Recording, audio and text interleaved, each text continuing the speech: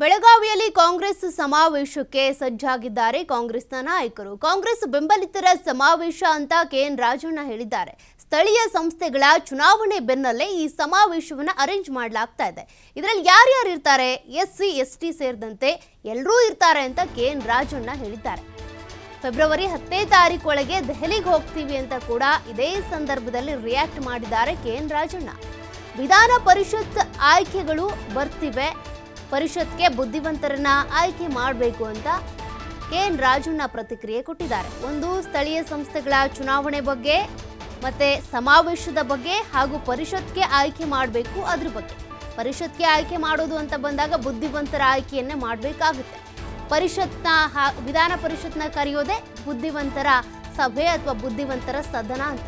ಹಾಗಾಗಿ ಅದಕ್ಕೆ ಸಂಬಂಧಪಟ್ಟಂತೆ ಕೂಡ ಸಚಿವ ಕೆಎನ್ ರಾಜಣ್ಣ ಪ್ರತಿಕ್ರಿಯೆ ಕೊಟ್ಟಿದ್ದಾರೆ.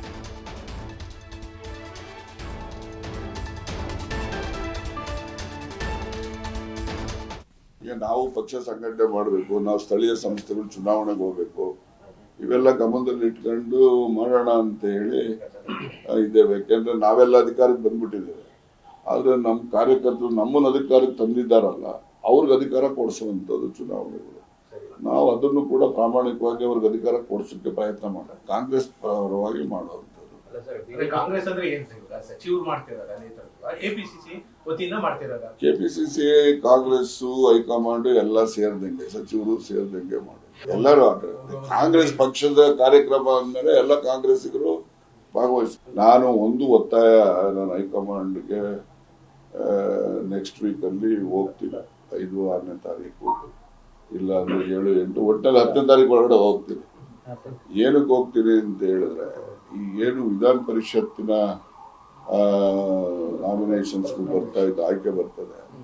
ನಂದು ಒಂದು ಮೊದಲಿಂದನೂ ಕೂಡ ಒಂದು ಕಂಟೆನ್ಷನ್ ಏನಿದೆ, ವಿಧಾನ ಪರಿಷತ್ತಿಗೆ ಬುದ್ಧಿವಂತರನ್ನ ಮಾಡಬೇಕು ಅಂತಕ್ಕಂಥದ್ದು. ಆ ವಿಧಾನ ಪರಿಷತ್ತು ಸೃಷ್ಟಿ ಮಾಡಿದ ಉದ್ದೇಶನೇ ಅದು.